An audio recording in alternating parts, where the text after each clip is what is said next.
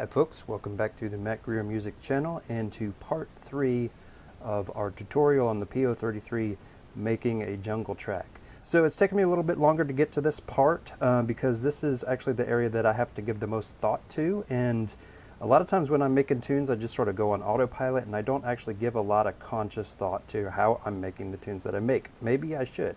So this exercise has been informative to me as well, and certainly I hope you all are getting a lot out of it. But today what we're going to do is actually make this track. We've got all our samples loaded on here. We've done our sample selection. If you haven't seen those, check out videos 1 and 2 for that part of the process. But now it comes down to it where you got to actually make some music with this thing. So that's what we're going to do today.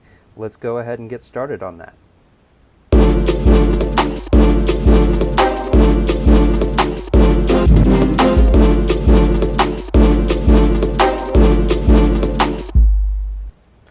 Okay, so I went ahead and put the drums on here and I started to program several different sections of the different drums. If you recall, we had 4 different drum loops that we chopped up into kits on here, and we're going to be using those now. So I'll show you what I have so far.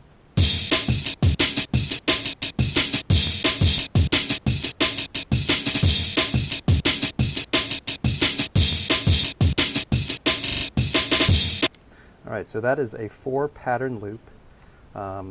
You can chain patterns. Again, if you don't know this, you hold down the pattern button and you push each pattern in sequence that you want to play.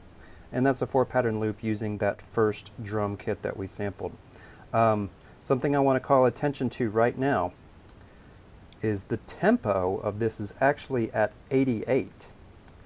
And the reason I've done that is because jungle is so fast. It's usually in the 170 to 180 realm. Sometimes liquid is even up to 190 sometimes. That with so few pattern slots and such a fast tempo, you can use up your patterns really, really fast. But if you half time it, it basically gives you 2 bars, a full 8 count, so 4 and 4 on a single pattern. So that's a pro tip, I guess, something that will really help you maximize your space so you can make a full song on this device. So that's what we've got here. So it's 4 patterns, but it actually ends up being 8 bars. Normally I'd put the snares here, but I've got 4 snares and they're coming in there, so kick, snare, you know, that kind of thing. All right, so that's the first few drum sounds. We'll come back to this here in a second. Here's the next.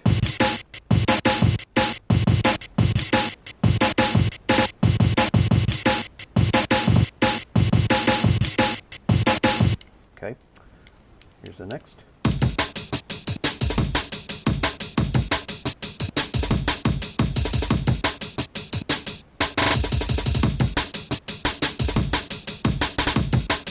You see, got a little funky on that one.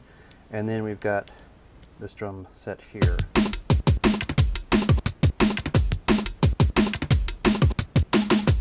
And that's more your smoother, traditional drum and bass kind of drums there. And I left 2 empty with no drums on purpose. We'll either use that for a musical break or maybe a non-drum intro. I'm not sure yet. Often I end up putting outros or intros at the bottom here for some reason. I'm not sure why. So I'm thinking this one is probably going to be, this is the meatiest drum sound, so it's probably going to be the meatiest part of the track. So we'll start with there. I usually kind of start in the middle of the track and then work my way around it. So like get the hypest set of sounds going first and then figure out how you want to build up to it and then flow away from it in the end. Thinking of it like a hill, I guess.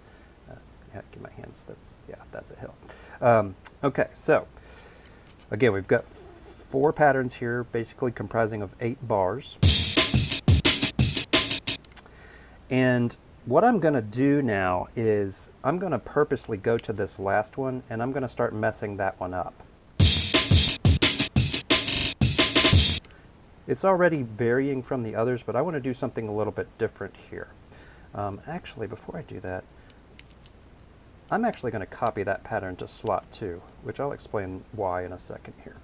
So let's go back to this one. And I'm going to go into my drum sound. I'm going to turn on the write mode so I can actually change this. And I'm going to start taking drums out. because I want this to be a breakdown section to transition to other parts of the song. So it's going to be like, and to compound that even more, I'm going to use some filter. There. So you can use filter to add variance to your drums, and it's not a new trick. I mean, it's certainly something that drum and bass and jungle producers have been doing for ages, but it just seems to add a lot of credence to the authenticity of it in some way. And because I'm making this some kind of breakdown sort of thing, I'm going to layer in another sound. We'll see if that works. Let's go to this pattern. Let's lay it on the downbeat. Yeah, I think that'll work. So now we're basically going to have, let's chain 2 and then shift to another set to see how these flow into each other.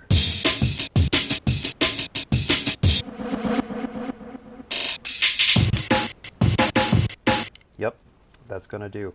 Okay. So right now, yeah, I'm still basically working with my drums, but I'm starting to go into the different sections and add breakdowns and stuff. So let's go into this one now.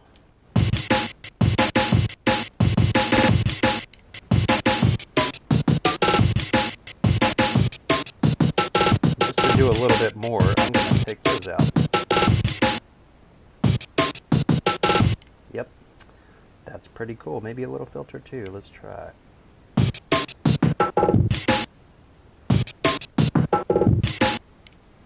Cool.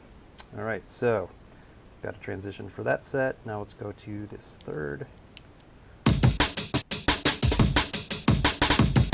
think that's probably my favorite drums on this thing. I'm going to do that real stuttered halftime thing. So, whoops.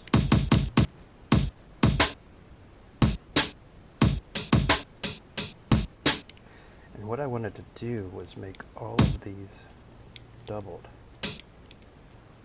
So while record is on, or write, or whatever you want to call it, you can push a step and hit the BPM, and you can double trigger that step.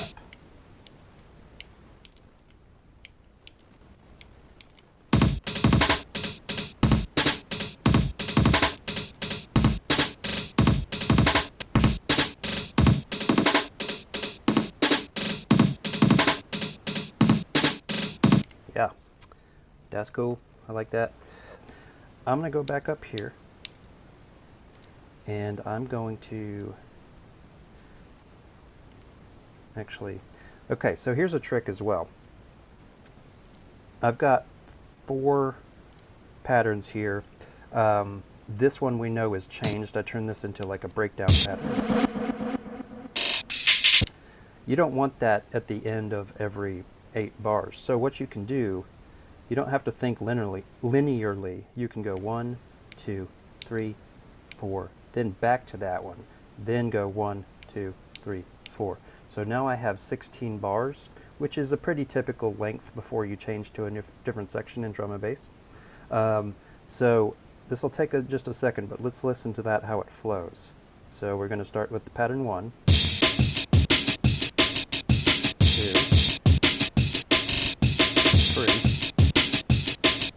back to 2. 1, 2,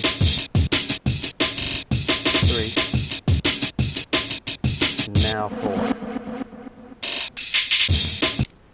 It's already shaping up to be a track just by, you know, intelligently choosing the way your patterns are going to chain.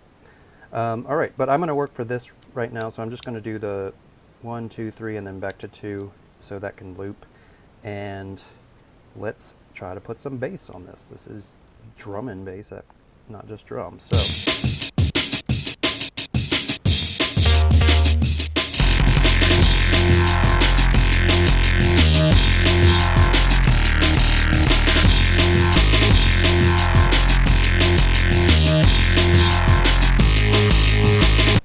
all right. So we've got 4 elements, or excuse me, 2 elements in there now. We've got drums, we've got our bass. Okay, now I'm going to go to this pattern. I'm just going to let it ring out like that. So hit right, put it on the first step. That's perfect. Okay.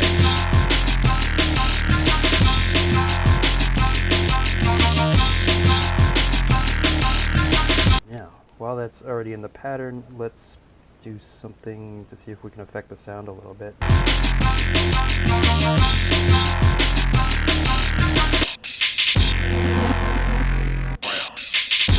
Yep, that's where we want it. Okay, I'm going to leave this set alone now. I'm going to move on to the next.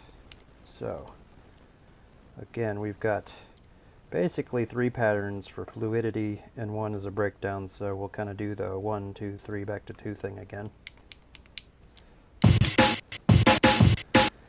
This is another hard beat, so I'm going to get another. Yeah.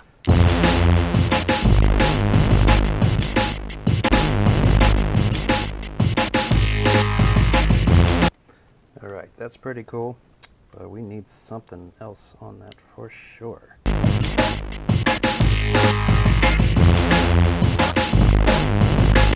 Okay, now I've got that in there. I'm going to go into filter while it's playing, see if we can bring it out a little bit more.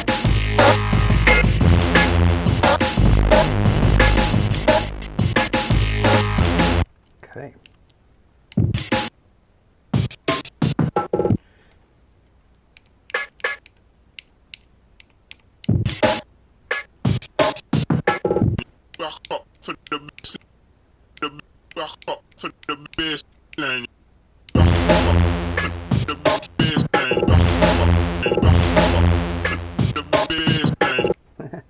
That's pretty cool.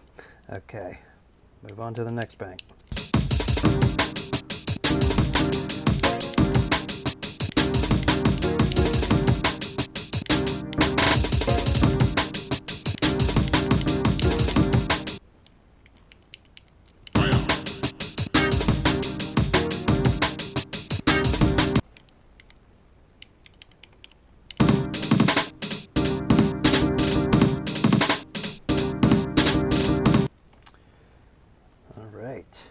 Now,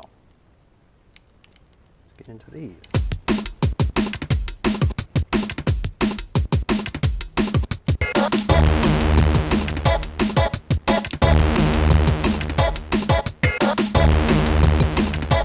Automate some filter.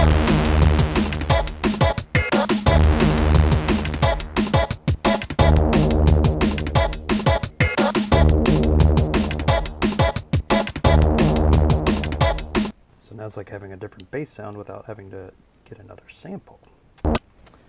Alright, so we've got 4 distinct sections through the song. Now it's time to think about the arrangement. Now, before I do that though, I'm going to make some type of little intro piece and something that will be used for the ending as well, or it might just both be intro. We'll just see. Let me get into this one. I haven't done anything with this pattern slot yet. No drums, nothing. And I think I'm going to start with this,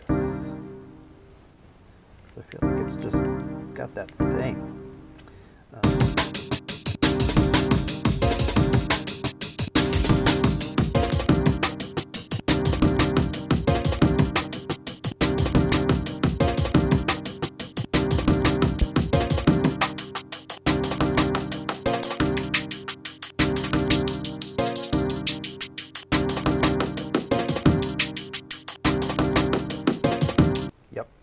That works. I like that.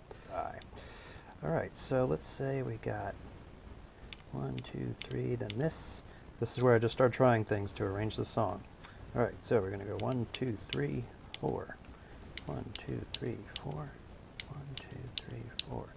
Let's see where that gets us.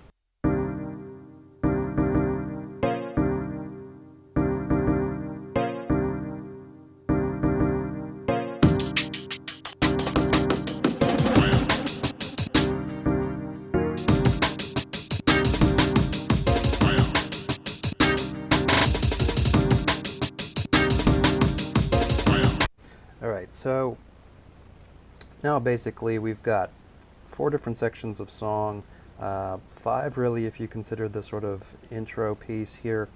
Now it's just a matter of trying different pattern arrangements.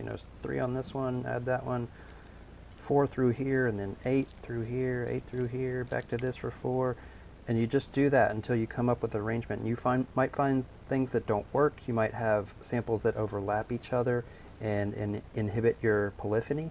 Sometimes that can create happy accidents. Sometimes it can be a real pain in the butt, and you might have to go in and trim that sample to a specific length so that it doesn't cut off the other. I'll show you an example of that real quick here. So we've got this to that, and then it goes over to these.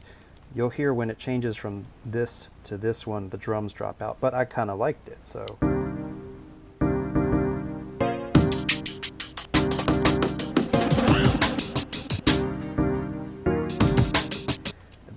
It's kind of neat in that case, but sometimes it will make you insane. So yeah, now it's just a matter of going through, chaining things in a bunch of different ways, figuring out what works. This is the part of the process that takes the longest. So I'm going to pause here.